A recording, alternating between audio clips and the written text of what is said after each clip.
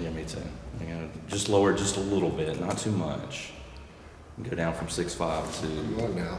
to Not six, that much shorter. 6'1.5", 6'2", 6'1". 6'2"-ish, 6'2.5".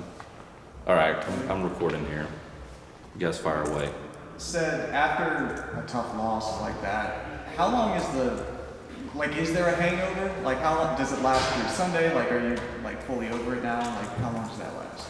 Yeah, I'm definitely at a point now where I think I'm over it and the team is over it.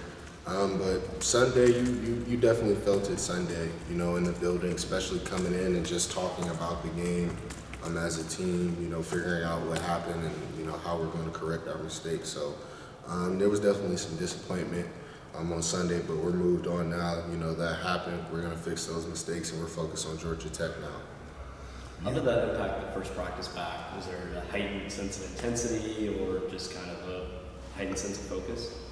Yeah, I think my mentality, today was just kind of telling everybody, let's forget about that. Let's bounce back. We still got, the season ahead of us. All of our goals are still ahead of us. We just lost one game. So really just came in with the mentality, very encouraging, keeping guys from moping around, like I said, from last week's loss, just really picking up the energy and make sure everybody's focused on Georgia Tech.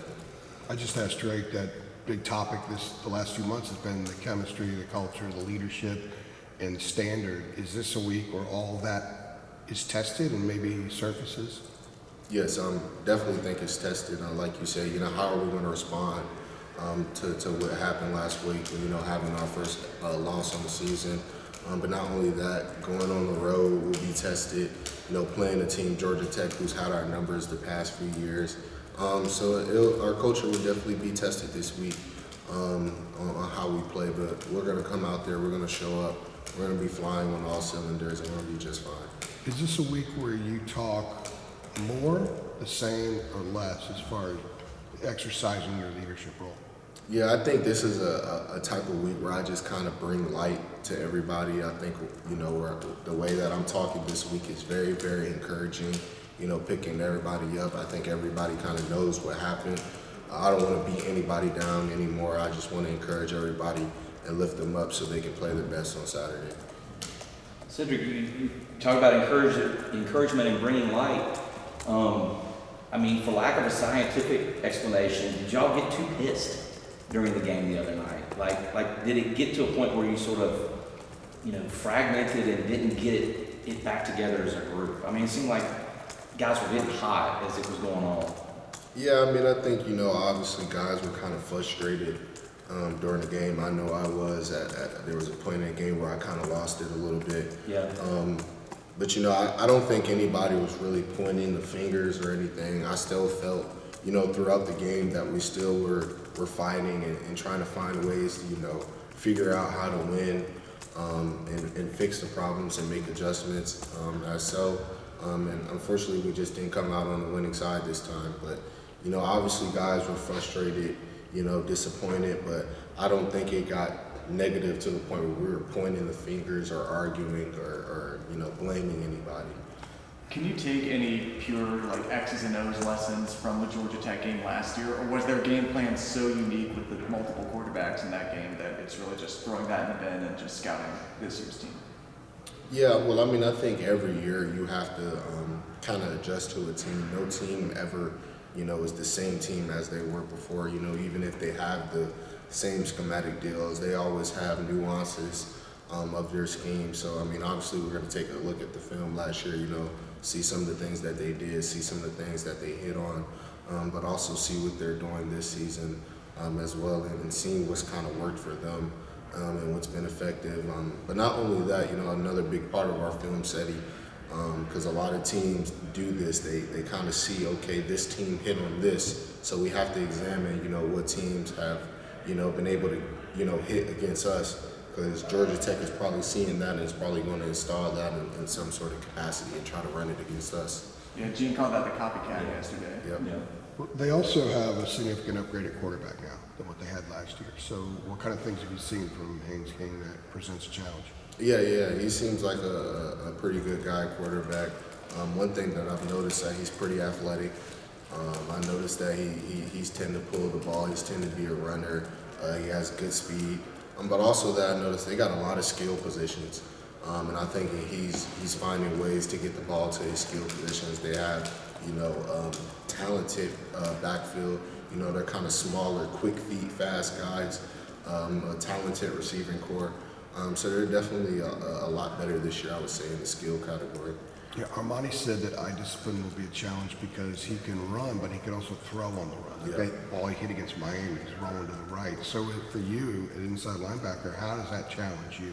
What are some of the things that you have to anchor yourself to this week? Yeah, well, it just, depends on the scheme, So, whatever play call we're running, if my job is to, kind of contain the quarterback, then I got to make sure I got to contain the quarterback. If I'm in the coverage piece, then I got to make sure that I'm matching my coverage. And everybody on the defense just understands, where they're supposed to be, where their spots is on our play, reacting to them. So if we just do that at all positions, we'll be just fine. But we're definitely going to have somebody account for him as a quarterback because he is an effective thrower and runner. Said that was the most rushing yards you all as a defense have allowed since Duke of last year. 14 games, the most in 14 games. Why do you think they were able to find success? Like the quarterback run, I know. Like what about it was difficult for you all to stop and get a handle on? Yeah, well, honestly, me personally, I didn't think we had struggle covering the run. I think we had struggle covering the QB draw. The QB, I think, had 70. I think he was their highest rusher, 70-something yards. He had a few explosive plays just running that draw. So I think we did struggle kind of defending the draw last week. That is, something Georgia Tech does with the effective quarterback. So obviously we're going to have a plan for that this week and be a lot more prepared for the QB draw coming this week. Cedric, considering you haven't won against Georgia Tech in 2 years, what are you going into with this game? How's it important for you to win? Yeah, it's very important. Like I kind of said earlier, Georgia Tech has had our number for the past 2 years. I said this last week and I'm saying it again this week. We cannot look at records. That doesn't mean anything. There are talented people on every team. So obviously Georgia Tech having our number, obviously they were kind of the start to the crash of our season last year. It's a lot of built up, maybe anger. So definitely think the guys are ready to attack this week and ready to get after Georgia Tech. What have been some points of emphasis from Coach Chiz and Coach Dickton this week regarding after the loss and going into Georgia Tech? Yeah, I think, the biggest thing was just, kind of moving on, understanding what our mistakes were last game, fixing them, correcting them, and just really moving on. Learning about Georgia Tech, learning about their offense and what they're trying to do and what they're being effective and just coming up with a plan to stop them. Armani's a really experienced guy, played a ton at Virginia Tech, kind of had to wait his time here. Part of it was the injury that he had to overcome. He had 2 huge plays for you guys the other night. How much of a luxury is it that if maybe Taeon's struggling a little bit, you can go to a guy that's played 2,000 snaps in college and he's able to step up the way Armani did? Yeah, Armani, like you said, stepped up big time for us last game. Had the forced fumble there in the back of the end zone, had the interception, both red zone stopping plays. I think we only had 2 red zone stops and they were credited to him. So he's been playing a really good ball. You mentioned he's played a lot of snaps. I think he's a 5th-year guy, so he's, like you say, he's played a lot of college football and just has that experience. And has been in the moment before, been in big games before, and we have a guy out there who's kind of had that experience. You kind of expect him to, show up in key moments, and I think he was able to do that. The collective IQ of the defense this year has been something that we've talked about. Coach Cedric has talked about a little bit as well. How much of that does he bring as well? Because it kind of strikes me as a guy who's pretty smart and kind of understands exactly what's going on out there. Yeah, he does. Like you said, we just, got a lot of older guys, a lot of experienced people, a lot of people who've seen a thing or two before. So just carrying that experience, understanding what we're doing as a defense and being able to apply that on the field. I think he's done a really good job at that this year. When Armani has stepped on the field this year, he's been pretty effective and has done his job pretty well. So we'll just continue to grow as a defense. Experienced guys will continue to make plays and, continue to bring guys along. You mentioned the 4 games to end last year. Is it hard not to think about that, just human nature, this week after what happened on Saturday?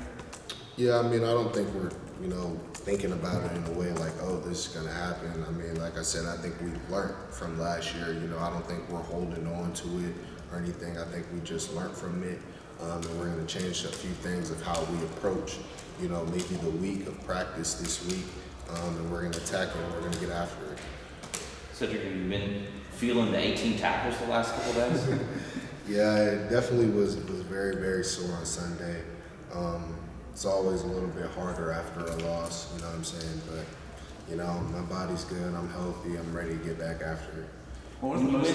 When you went back, I don't know, Saturday night after the game, and I don't know, you're going to bed or whatever. Like when there was nobody around, like was there ever a moment like, damn, we're not going to go unbeaten now? Like, did you have that moment like this kind of? You see what I'm saying? Yeah, I mean, I was very, very, very disappointed after the game. I was angry, sad. All the emotions were kind of coming down to me. Every thought kind of went through my head. You know what I'm saying, after the game. But of course, it's a moment where you're like, kind of wanted to go undefeated. That's always the goal. But like I said, you can't get stuck on that too much. We still have all our goals ahead of us. We still can accomplish everything that we set out to accomplish this year. And so, like you said, we call it the 24-hour rule. Whether you win or lose, you dwell on it for 24 hours and then you move on. You guys good? Thanks, sir. Good stuff, Cedric. Thank you, man.